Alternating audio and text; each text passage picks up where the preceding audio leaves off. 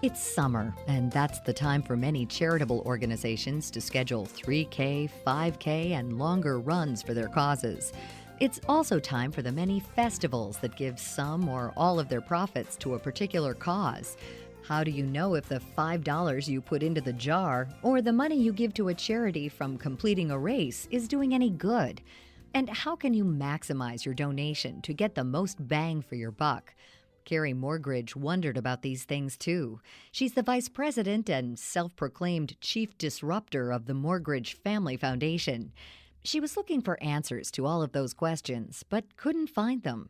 So she decided to research the issue. Her findings, and a good deal of advice gleaned from her own successes and failures in giving, are compiled in her book, Every Gift Matters: How Your Passion Can Change the World. After 15 years of working at the foundation, that gave me enough courage and enough experience to feel confident to write this book.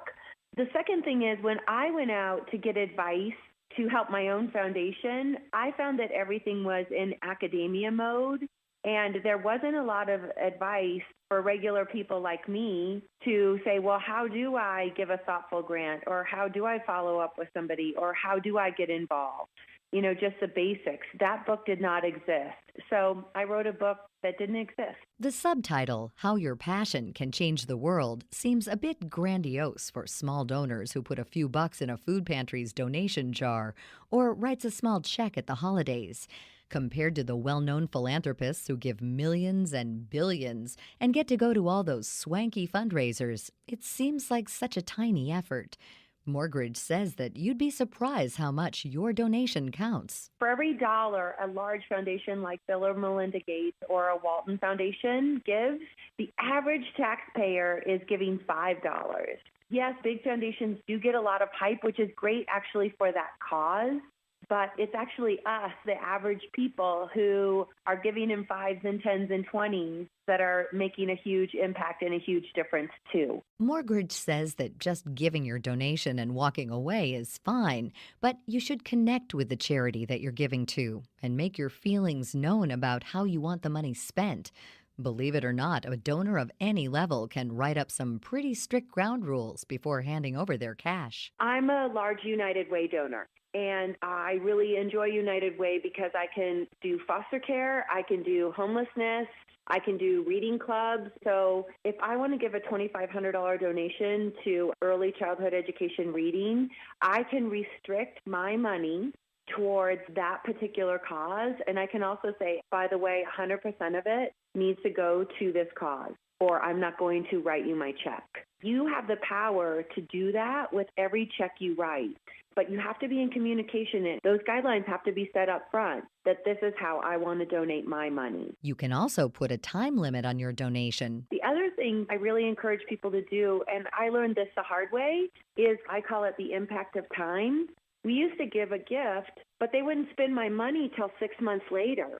And that really frustrated me. I wanted my $100 or my $500 check to go to the cause now, not 6 months from now. So I make it clear that they need to spend my money within 30 or 60 days. And if they don't have a need for it in those 30 or 60 days, I want my money back. And did you know that you have the right, any donor has the right to ask for their money back if it's not spent? Morgridge says that if you're devoted to animal rescue causes or children's hospitals or food banks, and there are a number of them in your area, you need to do some homework and invest a little time in seeking out the one you feel good about giving to. We like to go in and actually see the hospital itself and meet the leaders. If you don't have time, I would really talk with your friends and family about what organizations they're supporting and really thoughtfully ask them if they're really receiving back, because that's kind of the dirty little secret in giving, is that we actually receive more than the person on the other side. There's this warm, euphoric feeling that you can get from helping somebody out, from getting involved. So when you're picking that organization, talk to your friends, talk to your family. And 9 out of 10 times, somebody will tell you immediately, you know, Jim has a connection at Children's Hospital, and he's really involved there, and he volunteers there all the time. You should talk to him. Take that lead and follow up with it. In addition to asking friends and visiting the charity, Mortgage says that you should investigate their financial statements to make sure they're using your donation and those of other givers efficiently and honestly. I like to go online, look up the charity. I like to read some articles about them. I like to read the articles about their CEO or their CFO or their board. And then I immediately go on their IRS Form 990.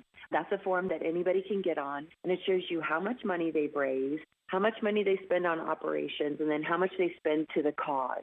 And then I give them a call. And it really depends on how they take my call, if I'm going to get involved. If I really like them, I schedule a site visit. I normally take 2 or 3 other people because sometimes I hear something different from what they hear. If it's a really great cause that I want to get involved with, but it could be the wrong fit, then I just quickly move on. There's a lot an individual can do to make sure that their donation goes as far as possible. Mortgage says that leveraging a donation is one of the best ways of getting the most for your money. Every time John and I are really keen on working with an organization, we make sure that they already have another donor out there who's the match donor. What that means is that another person cares enough about the cause too, but they say, hey, I'm only going to give you this money if you match it. There's also a federal component to the matching for some organizations, such as United Way. There are many organizations who are part of the federal pull-down dollars, which means if you're doing health and human services or you're doing education, you're funding an education causes, they actually have a federal match on the side as well.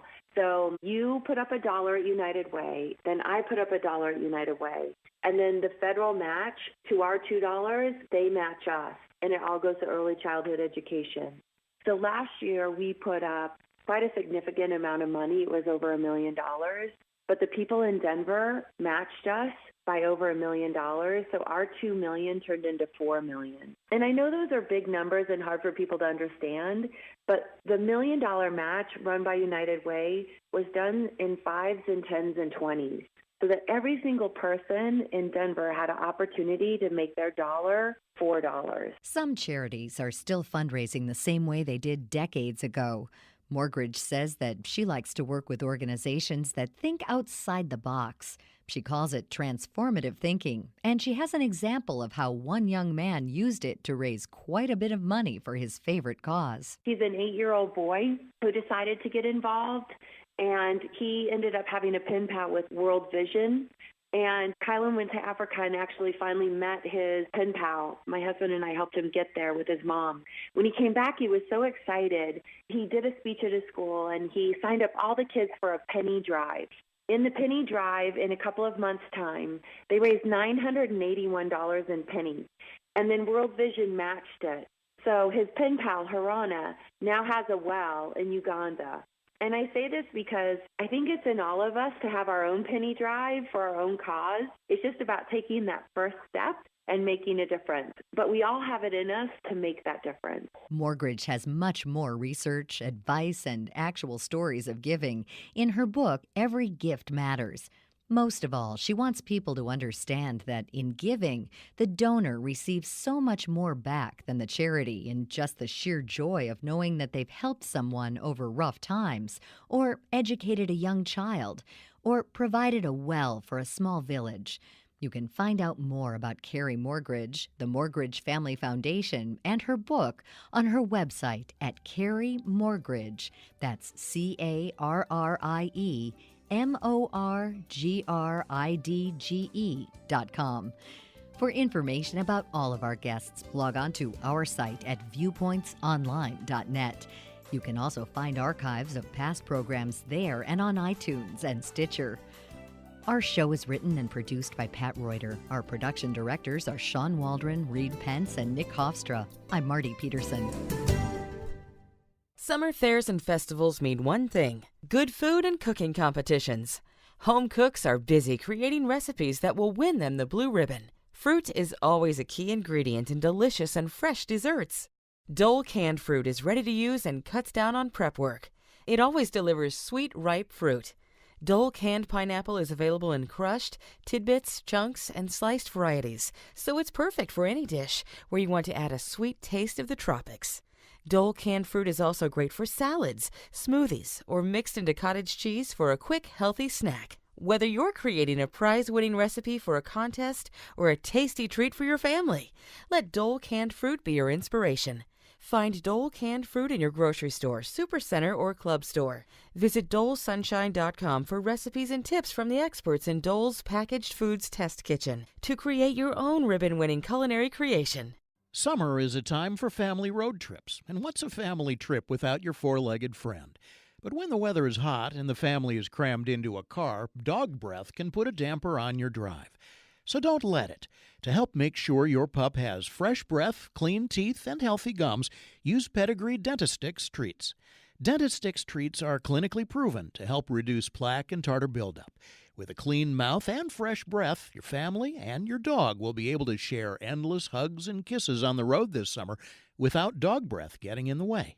So go ahead, pack your Dentistix treats and get on the road. Start creating those unforgettable memories with your pup.